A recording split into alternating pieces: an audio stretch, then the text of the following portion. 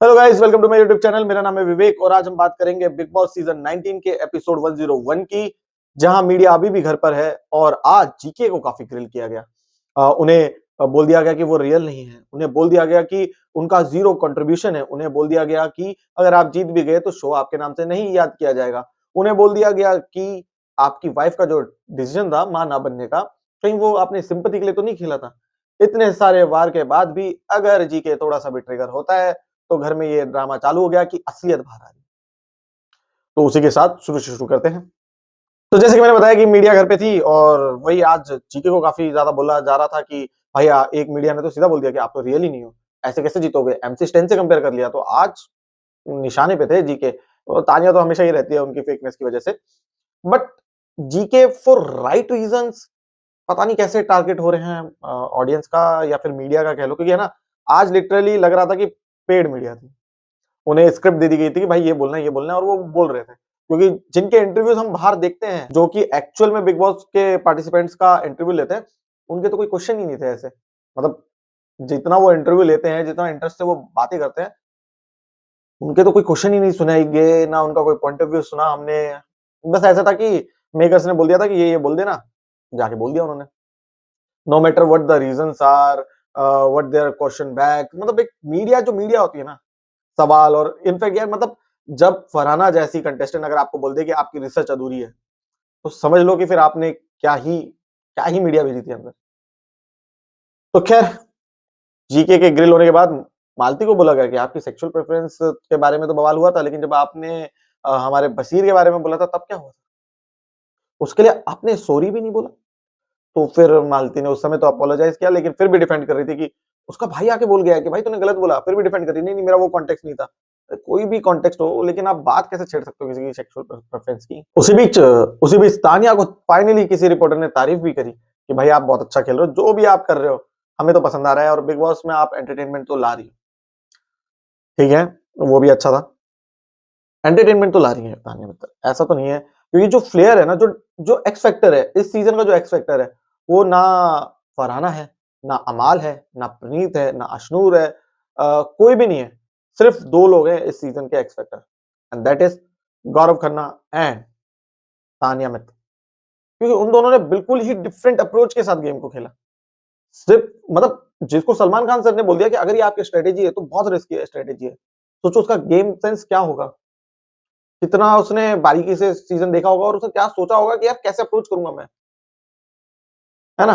बाकी लोगों ने जो पहली चीज, जैसे होता है ना, हम गूगल पे एक प्रॉब्लम सर्च करते हैं और जो पहली सर्च में दिख जाता है हम उसको मान लेते हैं और वो देखते नहीं वो स्पॉन्सर्ड है। ठीक है, वो चीज हुई है आज इस सीजन में। सबने गूगल किया कि कैसे बिग बॉस का कंटेस्टेंट बना जाए।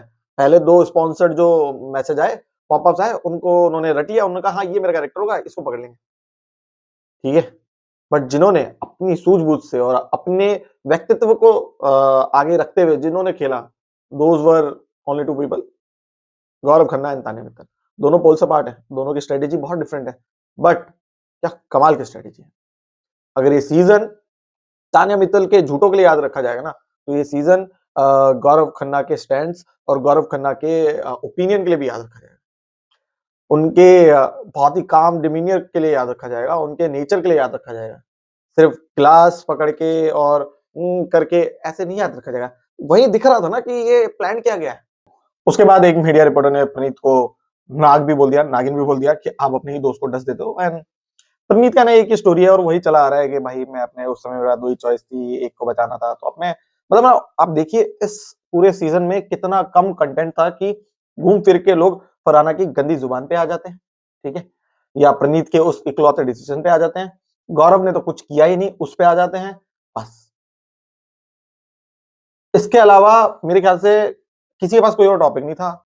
उसके अलावा कुछ था ही नहीं सीजन में। लाइक हम कोई एक ऐसी मेजर फाइट जिसके ऊपर आर्ग्यूमेंट होता, जैसे अगर अगर अभी बजाज होता तो उनसे पूछा जाता ना कि आपने उसको पुश किया था, उस पे क्या रिएक्शन था? फिर आपने कुनिका जी पे ऐसा बोला तो उस पे आपका क्या रिएक्शन था? आपने अश्नूर के आपके साथ दोस्ती है तो उसके साथ आपका क्या कनेक्शन था? ये प्रणीत और जीके सर के साथ आपका क्या इक्वेशन है? उनसे क्यों लड़ रहे हो? सी, आप कैरेक्टर की जर्नी देखिए ना कि उसकी जितनी भी जर्नी रही, लेकिन अगर मीडिया उससे सवाल पूछेगी तो कितने सवाल हैं उससे पूछने के लिए। और अभी जो 6 लोग घर के अंदर हैं, उनसे कितने सवाल हैं, उन 6 में भी मालती ऐसी कैरेक्टर रहेगी है जिससे इंसान ने सिर्फ 3 ही क्वेश्चन पूछे। लाइक लिटरली वो तो एग्जिस्ट ही नहीं कर रही है मीडिया के लिए। तो ये सोचने वाली बात है कि इस बार जो कंटेस्टेंट मेकर्स ने सोचा कि इनको आगे बढ़ाते हैं, वो कौन से स्टेज पे कहां डिजर्व करते हैं, ये सोचने वाली बात है। देन फिर मीडिया राउंड खत्म हुआ एंड फिर सबका नैरेटिव चालू होगा कि देखो कन्फ्रंट तो कर नहीं सकते, भिड़ तो सकते नहीं डायरेक्ट डायरेक्ट, क्योंकि भिड़ेंगे तो सिर्फ गंदी जुबान, गंदा आदमी सिर्फ यही बोल पाएंगे, प्रैक्टिकल लड़ाई तो कर ही नहीं पाएंगे, है ना, किसी और टॉपिक के साथ ही लड़ पाएंगे। तो लड़ने से अच्छा पीछे पीछे नैरेटिव सेट कर देते हैं, है ना। यहाँ पे जब फरहाना और वो लड़ रहे हैं, जीके लड़ रहे हैं, तो बाहर से तानिया, इनकी असलियत बाहर आ रही है। अरे क्या असलियत बाहर आ रही है यार, मतलब आप खुद सोचिए आयरनी, और चाहे आप इसको कैसे भी इसको पोर्ट्रे कर सकते हैं, लेकिन आप ये देखिए कि एक नैरेटिव का फंडा है ना, कितना चल रहा है कि दिमाग में इतना डाल दिया, इतना डाल दिया, इतना डाल दिया कि वो एक्टिंग कर रहे हैं कि राइट नाउ उनका ऐसा दिख रहा है कि असलियत बाहर आ रही है, असलियत बाहर आ रही है। ऐसा क्या आउट ऑफ कैरेक्टर उन्होंने कर दिया। सेम चीज जब कोनिका जी से भिड़ते थे, सेम चीज करते थे वो, चाहे वो किसी से भी भिड़ते थे, वो सेम चीज करते थे। उन्होंने ऐसा क्या आउट ऑफ कैरेक्टर कर दिया, प्लेट तोड़ दी है, तू तड़ाक कर दिया क्या किसी के साथ? नहीं, तू तड़ाक किसने किया? फरहाना ने किया। खैर वो तो कर ही लेती है, ठीक है। जीके से ओए तू और इस पे आ गई, और फिर जैसे ही जीके ने पॉइंट आउट किया तो जीके जी बोल दिया। आपको पे आ गई, तो आप ये डिसीजन आप ही ले लीजिए कि किसने कैरेक्टर ब्रेक किया है, किसने अपनी असलियत बाहर दिखाई है। ये मैं आप पे छोड़ता हूँ कि जीके ने अपनी असलियत बाहर दिखाई, या फिर उनका कैरेक्टर है, जब वो उनके नर्व्स पे कोई आ जाता है तो वो कितना रिएक्ट कर सकते हैं, उसके बाद वो अपने आप को होल्ड कर लेते हैं। एंड हम इसे एक्टिंग कह रहे हैं, जबकि ये सभ्यता होनी चाहिए, ये हमारे नेचर में होना चाहिए, हमको सीखना चाहिए ये सब कुछ यार। कि यार कैसे इतने लाइक एक्चुअल में ना, इस सीजन में ना अगर 14 में से 4 कंटेस्टेंट ऐसे होते हैं ना जीके जैसे, तो देखने में मजा आता। प्रॉब्लम ये कि 14 में से एक कंटेस्टेंट ऐसा निकला है, तो है ना, किसी को हजम ही नहीं हो रहा, जो कि एक आइडियल कंटेस्टेंट होना चाहिए था शो का। क्योंकि शो का फॉर्मेट हमने क्या दिमाग में बनाया, नैरेटिव क्या बना रखा है कि लड़े, हक हकूक के लिए चिल्ला के लड़े, लड़ाई करे, गाली दे, सब कुछ करे। उसमें ना हर फ्लो होना चाहिए जो हमें, हमें क्या क्या फ्लो है। हम गुस्से में इंपल्सिव हो जाते हैं, हम इधर उधर की चीजें नहीं सोचते हैं, हम किसी पे हाथ भी उठा देते हैं, हम ये कर देते हैं इंपल्सिव। अगर इंसान इंपल्सिव है तो वो रियल लग रहा है, क्यों? अगर इंसान अपने ठहराव के साथ काम कर रहा है तो वो फेक है। ऐसा क्यों हुआ है, मेरे को ये नहीं समझ आया। जो कैरेक्टर आइडियल होना चाहिए था बिग बॉस के लिए, वो कैरेक्टर आज की डेट में इतना इतना बैकलैशेस क्यों झेल रहे हैं? लाइक वो ऑडियंस को क्यों नहीं समझ आ रहा है कि भाई मैं रिएक्ट करता हूँ, मेरा अगर पीक भी है तो वो आपने देख लिया कि भाई इतना ही करता हूँ, इसके बाद मैं खुद को रोक लेता हूँ। आपको आपने कहीं मीडिया में या कहीं बाहर में देखा है क्या? जीके तो पब्लिक फिगर है ना, तो कभी आपने उन्हें बाहर भी कभी ऐसा देखा है क्या कि वो मीडिया पे भड़क गए हों या चलते फिरते सेट पे किसी को थप्पड़ मार दिया हो? नहीं देखा ना। He is too professional about it. अब वो उनकी जीवनी है तो कोई उसे एक्सेप्ट क्यों नहीं कर पा रहा?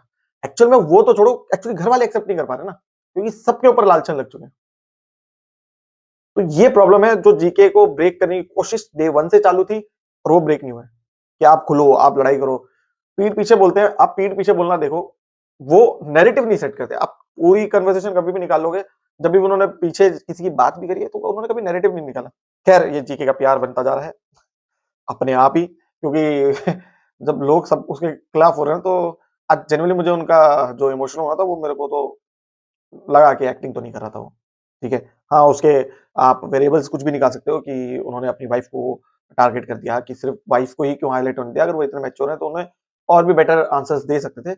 बट एक्चुअल में वो इस डिलेमा में फंस चुके थे कि यार उनकी वाइफ ने खुद कैमरा के सामने बोल दिया कि मुझे नहीं चाहिए। वहाँ उनका गेम उल्टा पड़ गया। तो उसके बाद वो उसको सँभालते, तो उनको कोई और ऑप्शन नहीं दिखा, तो उन्हें जब दिखा कि यार यहाँ से यार वो गलत हो सकती है, अब मैं गलत हो सकता हूँ, वो ब्रोक आउट हो गए, वो बोल ही नहीं पाए कुछ। मेरे को तो वो सिचुएशन लगी, बाकी इसके इंटरप्रिटेशन बहुत सारे होंगे। पर देखो बॉटम लाइन तो यही है कि जीके ने जिस हिसाब से ये गेम खेला, खैर कोई बॉटम लाइन नहीं है, वरना जीके का पीआर बन जाएगा, जीके का पीआर नहीं है, ठीक है। हम आप प्रणीत को भी वोट कर सकते हो, क्योंकि प्रणीत ने भी अच्छा गेम खेला है। हाँ, खेला है। फरहाना को भी कर सकते हो। देखो स्टोरी लाइन का गेम है, और स्टोरीज का गेम है, कैरेक्टर्स का गेम है, हर एक का कैरेक्टर अलग-अलग है। जो कैरेक्टर आपको रेजोनेट करता है, आप उससे कनेक्ट करते हैं, आप उसको वोट कीजिए। क्योंकि कई लोगों को मालती का पर्सपेक्टिव भी अच्छा लगता है। मालती भी अपनी जगह तो ठीक ही है ना। कई लोगों को तान्या मित्तल का पर्सपेक्टिव सुनने लगता है कि हाँ यार, तान्या मित्तल भी तो है ना। लोग होते हैं, एक्चुअली क्या है ना, फ्लॉज़ के साथ इंसान को एक्सेप्ट करना बहुत आसान होता है, लेकिन जो उन फ्लॉज़ को ओवरकम कर ले और फिर वो आपके सामने आए, उसको एक्सेप्ट करने में थोड़ा तकलीफ तो होती है। पर ठीक है, ये खत्म हुआ तो फरहाना और इन सबका नैरेटिव गेम चालू हो गया। ताने मित्तल बोलती गई कि इनकी असलियत बाहर आ रही है, असलियत बाहर आ रही है, क्योंकि वो थोड़ा सा भड़क गए थे फरहाना पे। एंड मेरे को तो नहीं लगा उन्होंने कोई आउट ऑफ कैरेक्टर जाके कुछ रिएक्ट किया, बट वही फरहाना 2 बातों के बाद वो अपने तू तड़ाक पे आ गई, सेम कैरेक्टर पकड़ लिया। उसके बाद उनका कोई जवाब नहीं हुआ। एक्चुअली फरहाना उस बात से बैकफुट पे चली गई थी कि जब उन्होंने पूछा आपने इसका नाम क्यों ले लिया, तो उन्होंने बोल दिया क्यों आपके पापा का नाम कोई लेगा तो आप बात करना चाहोगे? नहीं ना, मैं भी नहीं चाहता था। That's why I wanted to end that conversation right there. That's it. And या इट्स हर चॉइस या इट हिज चॉइस कि वो अपने पर्सनल मैटर को एक्सप्लेन करता है नहीं करता। आप कौन होते हो उसपे क्वेश्चन करने वाले? That's that's the border line thing. Tania और फरहाना अब थोड़े अलग-अलग हो गए कि भाई राइवल लगने चाहिए। तो वही उन्होंने बोल दिया कि भाई तान्या मित्तल तो बहुत डेंजरस है। क्यों? डेंजरस नहीं, फिर वही होता है ना, फरहाना का आप गेम समझिए। वो पहले एक सेंटेंस कहती है और उसके बाद देखती है कि ये कहीं मुझसे ऊपर तो नहीं दिख रही, तो उसका दूसरा वर्जन ढूँढती है। तो पहले उसने डेंजरस कहा एंड देन शी रियलाइजेस कि डेंजरस मतलब अच्छी। No, no, no, no, dangerous नहीं, वेनम है। तो ये चीज़ खैर वो पीछे भी कर चुकी है, जीके को लेकर भी बोल चुकी है कि जीके यार विनर मटेरियल नहीं, मतलब ऐसे हैं। एंड देन एक न्यूज़ ये दिख रही है कि मालती इविक्ट हो चुकी हैं। मेरे ख्याल से कल होंगी, मैं तो वेट कर रहा था कि कब इविक्ट हो। क्योंकि एक मालती ऐसा कैरेक्टर है जो अगर इविक्ट हो जाए ना इस पड़ाव पे, तो मेरे ख्याल से कोई इतना इमोशनली ब्रेकआउट नहीं होगा। मेरे ख्याल से सब लोग ताली ही बजाएँगे। और आल्सो मालती ने इस सीज़न में आके कुछ खास किया नहीं है, मतलब जितना उन्होंने बोला है उस हिसाब से उन्होंने कुछ खास किया नहीं है। लाइक एक स्ट्रॉन्ग ओपिनियन, मतलब द थिंग इज़ ना, big boss is all about opinion and characteristics. तो जो मालती का जो तान्या का स्टैंड है, वो तान्या का स्टैंड है। जो फरहाना का है, वो फरहाना का है, हर एक का है। पर ये अपना मालती का चेंज होता रहता है। ये तो दिखता है क्लियरली। अभी वो उसपे चिल्ला रही थी, फिर चुप हो गई, फिर वापस चले गई। उसे पता है कि 2 ही लोग हैं, उनको मैं थोड़ा पुश करती हूँ, फिर वापस उनसे दोस्ती कर लेती हूँ, क्योंकि इसके अलावा मैं कहीं और दिखूँगी नहीं। जो कि उसका गलत मानना है, खेलना चाहिए था उसे और। बट खैर, मालती जा चुकी है। फरहाना जैसे नेहल और बशीर की ट्यूनिंग खटक रही थी ना, अब अमाल और फरहाना की ट्यूनिंग खटक रही है। उनका है ना वो मेड अप रिलेशन दिख रहा है कि मेड अप दोस्ती लग रही है। कोई उनका जेन्युइनली कोई फ्रेंडशिप है नहीं। वही अब फरहाना को दिख रहा है कि वो बाहर जा रही है तो थोड़े कनेक्शन बना लेती हूँ। तो वैसा वाला हिसाब दिख रहा है। अदरवाइज़ वो बहुत ही एप्ट क्वेश्चन था मीडिया का कि भाई हमाल मलिक है इसलिए आप उससे दोस्ती कर रहे हो, एंड वो दिख रहा है इसलिए बोला जा रहा है। बाकी वो दिख रहा है क्योंकि आज जिस हिसाब से वो क्योंकि आज जिस हिसाब से वो बटरिंग कर रही थी ना हमारे अमाल की कि तुझे भी प्यार मिल जाएगा, सबको मिलता है ये वो। दिख रहा था कि बहन मत कर, तू इतनी बटरिंग मत कर, रहने दे। फरहाना है यार। खैर, वो लोग यही कर रहे थे। अब कल देखते क्या होता है। मीडिया तो जा चुकी है, 2-3 दिन और बचे हैं आज।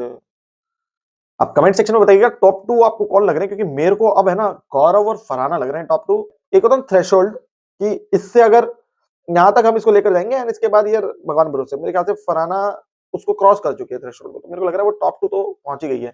अब वो कुछ ना भी करे, वो कुछ एफर्ट भी ना लगाए, तो भी वो टॉप 2 है, ऐसा मेरे को लग रहा है। आप कमेंट सेक्शन में बताइएगा कि आपको कौन लगता है टॉप 2। एंड तब तक के लिए वीडियो को लाइक कर दीजिए, वीडियो को शेयर कर दीजिए। Take care, bye bye.